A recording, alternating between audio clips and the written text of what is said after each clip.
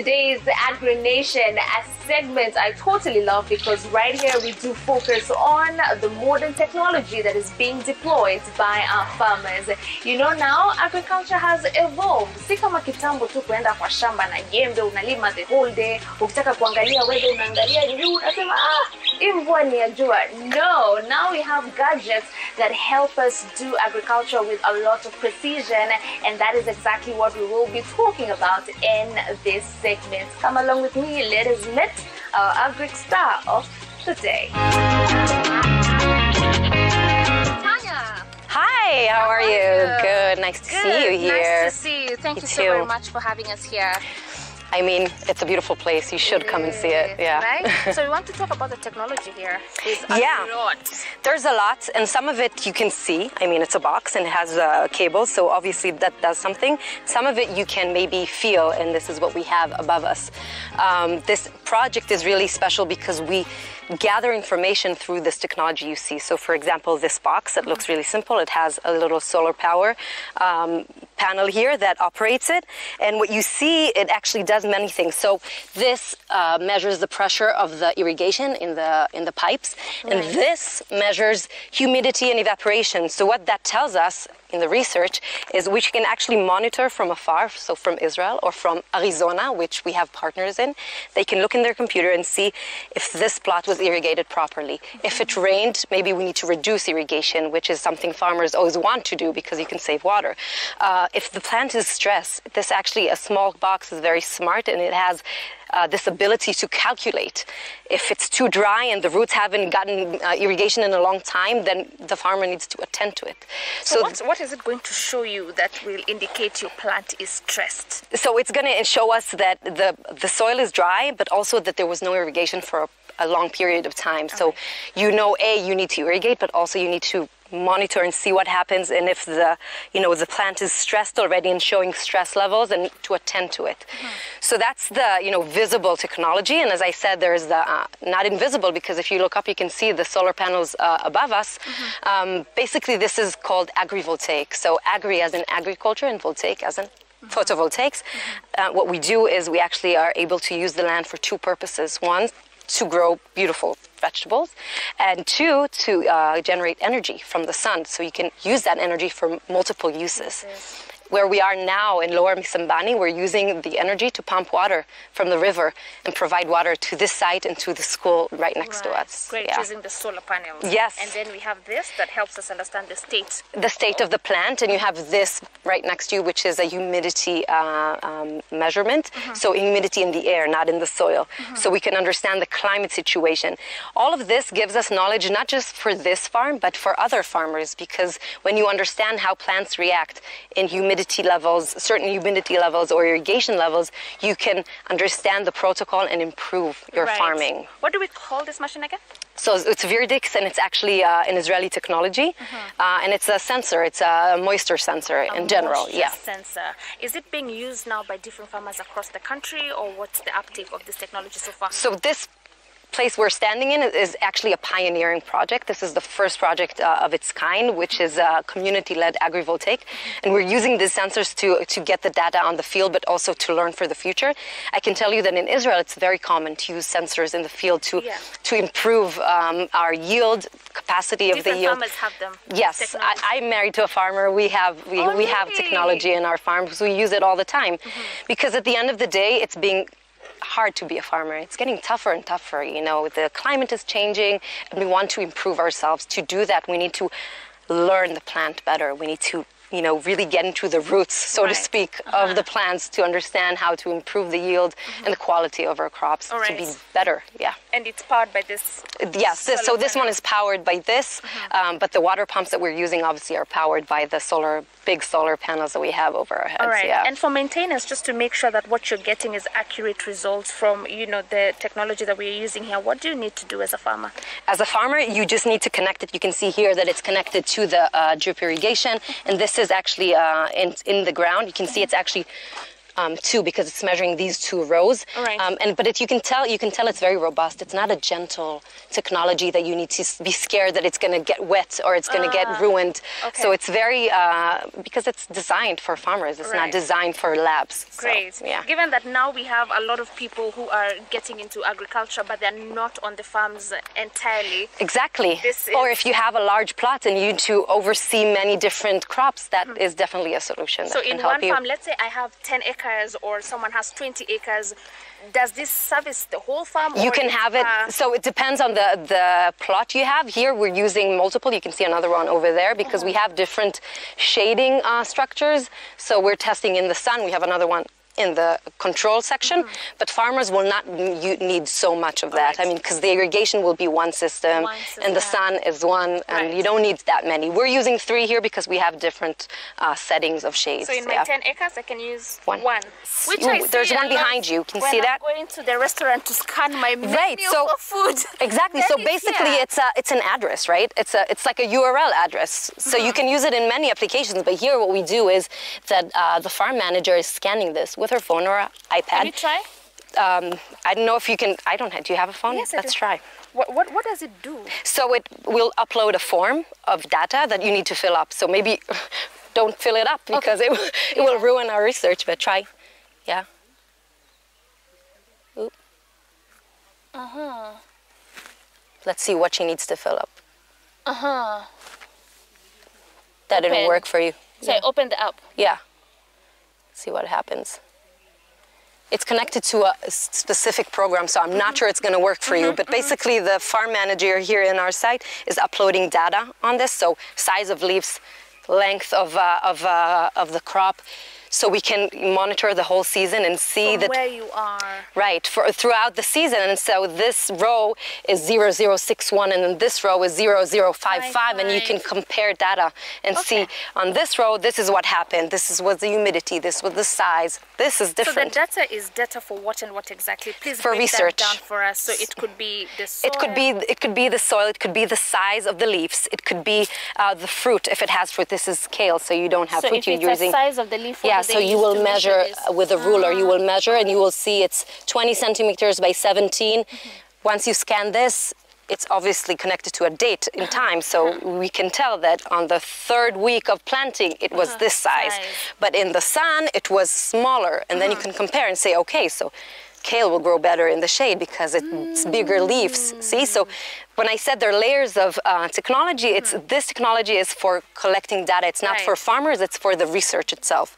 But the research will bring solutions to the farmer. Exactly. So now agriculture is very much data-driven. Exactly. And agrivoltaic specifically is data-driven. I mean, there are researchers in agrivoltaics all over the world.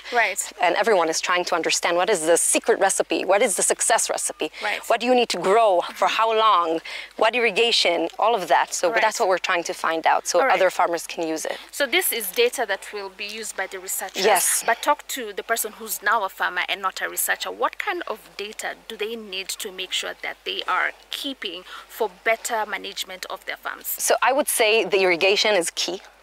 I mean, knowing how much you irrigate and in what frequency is crucial, because if you irrigate too much, you're going to have fungi and you're going to ruin your crops. If you don't irrigate enough, you're going to dry out and you're going to lose your yield. So it's really a balance, and it's understanding what works for your climate, where you are. The different soil affects it as well. If it's heavy soil, then the water will trickle slowly. So there's a lot of data to collect to better understand. But farmers need to understand what their crops need in terms of irrigation. And where I come from in the Arava, we don't have much water. So we try to be really smart with what we use. We try to use as little water as possible, and to do that, we need to be really smart. I know you've heard about drip irrigation, but drip irrigation is exactly this. It's about dripping to the roots and not flooding and losing money eventually, but losing irrigation to evaporation and just runoff. So always use what you can to minimize the amount of water you need, and that goes to also pest control and fertilization. the smarter you understand, most you understand your plant, you can be a smart farmer. Great. And better use your, what you have in hand to improve. Great. So enlightening that even the size of the leaf is data that is very important for the It researchers. is, and the height. Yeah. Yes, and also I can tell you an example about cabbages we had last week. When they get, when time to harvest comes is very important, because if it comes early, you can harvest early and then you can plant another cycle. So 5 cycles instead of 4. So more money for the farmer. Always. Yeah. And there's an interesting thing. It's not technology as in gadgets and high-techs, but this is just flowers, right? But flowers also have a very important role because they bring bees. Bees and pollination. Pollination. We love pollination, and we want others to pollinate for us. That would be best. It's crazy Use nature. how sometimes when people think of bees, they think the important role is honey. Yeah, but no, Which it's is not. pollination. It's pollination, and then without honey bees, comes we're there. gone. We're What can we good. do? They're responsible for over 70% For everything. of the food crops that we do have. And just when you thought we're done with the technology, whoops, there's another one Right there. on Yeah. my far left, and I want us to go there and have a look at what is happening there. Careful on your head. Yeah. I'm going to give you an exam now. I'm going to test you. Please don't Violetta, do it. I'm going to test you. Don't expose me. Please tell me what this does. So there are three basically things that it measures, but it's easy. I can give you a hint, but what does this do? I feel like the strength of the wind. Perfect. Yay, 100. And this? Direction. Beautiful. And then, so this is the hardest one because I didn't know. I had to learn. This has to do with water. Yes. got You're it. the best. So this is a precipitation. How do you say that? See, I don't have, my English is not that great, but rain, basically. So it measures rain, but also humidity. Now this sensor is not as advanced as the one we saw before, but it gives us an overall understanding about the wind situation and the rain situation in the site. And it's very visual, because you guessed it really easily. Interpret what's happening right So now it's the strength of wind, direction of wind. Can you put some quantity to it, or when you just? I can't, but I'm sure we can ask one of the researchers to pull it out. Cool. It's strong. It looks strong. I mean, it's quite windy out. And then this is direction, yes. So it's coming from. So it's actually coming all the way. All the way. Yeah, but it's gonna have an algorithm to do the middle. And this, well, we have no rain, so we can't test it. But it operates with solar, a small solar panel. And so everything is off-grid here. Yes, basically, where we are, we have no connectivity to the electricity. So what we try to do is find solutions that are off-grid. This whole site is off-grid, obviously, and we're happy to provide electricity to the near school and water. So I think it does much more than just provide farmers with training and knowledge. It also provides, inspiration and a small change that has a big impact at the end of the day. Being a researcher, and now you are on the philanthropic side of it? Yeah. Well, I was never a researcher. Now you are. Yeah. Great. Now you can talk to us about, as we wind up this conversation, maybe what do you think are some of the common mistakes you're making as farmers in Africa that you feel that we need to try and improve on, given your experience from what you're doing in Israel? My humble experience, honestly, because I don't have a vast experience in Africa. I've only been to Kenya and just these 2 years. What I've seen is water management. So that goes back to what we talked about before, but it's not just understanding the plant, what to irrigate. It's also conserving water, recycling water. Some places in Kenya have a lot of rain, but they tell us Hakuna maji. And how can that be? How can you not have water if it rains so much? It's that people don't understand the importance of saving water, not for this season, but for seasons to come, for the drought that will come, that's right around the corner. So I think that's one very interesting thing. And also problem solving. I feel like that's something that is lacking, that people don't trust the process, and if you're failing once, it's very easy to give up and take out all what you invested in the ground and not do it again. But we've learned in the Arava that you have to try over and over again and change things all the time and adjust yourselves. So it's a lot of patience and a lot, understanding that a season is not just now and this year, it can be next and next. And, try to plan for the future. Right. Yeah. Great. Thank you so very much, Tanya. Thank you for having me. To us. Yeah. And I definitely want to come to Israel. Oh, you have to. Technology. Are you inviting me? Yes, always. You will come to my farm, have beautiful grapes and mangoes. What are you growing in your farm? So peppers. How do you say Pili-pili. Pili-pili, pilpel, yeah. Pilpel, You've learned that. And then? Pilpel and grapes. Grapes. We say anavim. Anavim. How do you say grapes? Zabibu. Ah, it's very different. Is zabibu? Zabibu? Table grapes. Table grapes. Is zabibu? Hey, Yeah, zabibu. I will learn that for next Why are you looking time. at me like that? Pili-pili, zabibu, dates. Tende. Tende. Yes, we call them Tamarim. tende. We Yeah. say tamar. And watermelon. Tikiti maji. Tikiti maji, Yes. because it has watermelon. Yes, yeah, we call it tikiti maji. We say avatiach. Avatia. Yeah. And I can imagine your watermelon must be very sweet. Very sweet. Because watermelons from very hot areas tend to be sweeter. And also the salinity of the water that we have in the Arava is actually accumulating more sugars in the fruit. So the dates are very sweet, the mangoes, everything we grow is very sweet. Even the pili-pilis is very sweet.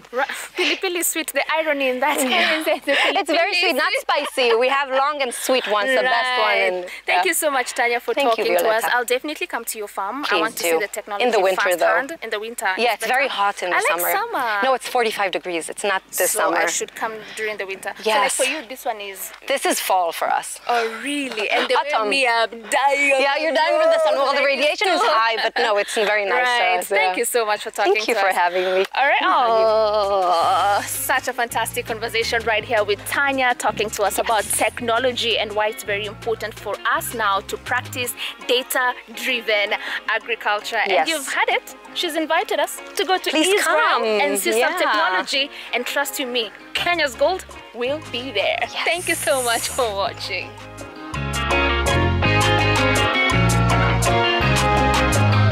Kenya's Gold.